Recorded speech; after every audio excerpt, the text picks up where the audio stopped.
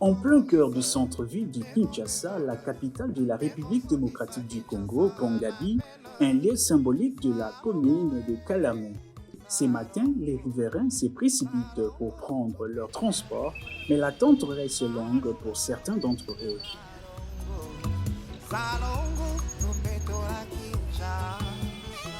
Ce père de 50 ans, Eli Kisingamapa, parcourt 35 km en provenance de Bibois avant de rejoindre son lieu de travail à Kitambo Magasin. Il nous fait part de voir un projet comme Metrokin se concrétiser. On nous a appris que le métro quittera la gare centrale pour arriver à sa destination finale d'Injiki, notre lieu de résidence. Ça nous fera énormément plaisir. Ça va alléger notre problème de transport. Par exemple, moi, je dépense chaque jour 5 000 francs avant d'atteindre mon bureau. Déjà, nous souffrons pour nourrir nos enfants. Et si nous devons encore souffrir pour les transports, voyez vous-même ce que ça fait.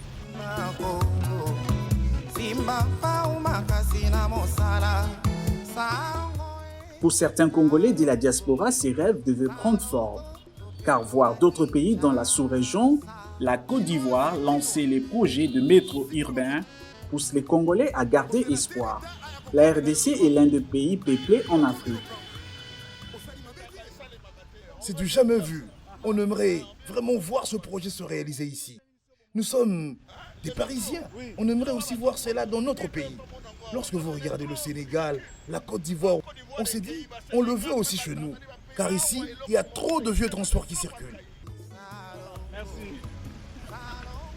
96 millions d'habitants pour la RDC, dont 17 millions. Rien que pour la ville de Kinshasa, les défis de transport restent un vrai parcours de combattants. Les autorités congolaises ont débloqué une somme de 20 millions de dollars américains, AFC, AFD, bien tant d'autres, et aussi ont financé ces projets. Un projet de modernisation de trains urbains en plein centre-ville, une réalité qui intéresse en majorité la diaspora congolaise.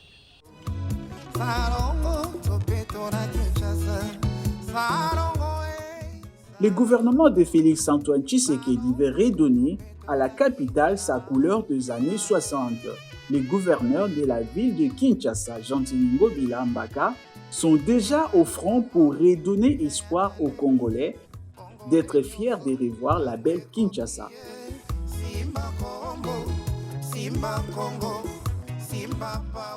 Angéline Songo, technicienne de surface, se réjouit de cette vision qui aura un impact social pour les Congolais et les expatriés vivant en RDC. Nos trains sont devenus très délabrés. Ce projet est venu donner l'espoir à la population congolaise. On aimerait voir nos enfants aller à l'école dans de bonnes conditions, dans un métro comme nous le voyons dans d'autres cieux. Ce sera une fierté congolaise.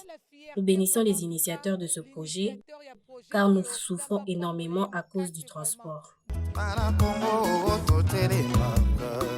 Le BCECO, le maître d'ouvrage délégué, et Metrokin par la voix de Rico Nepunga, le directeur général, le ministère du Portefeuille et des Finances veulent donner espoir aux Congolais.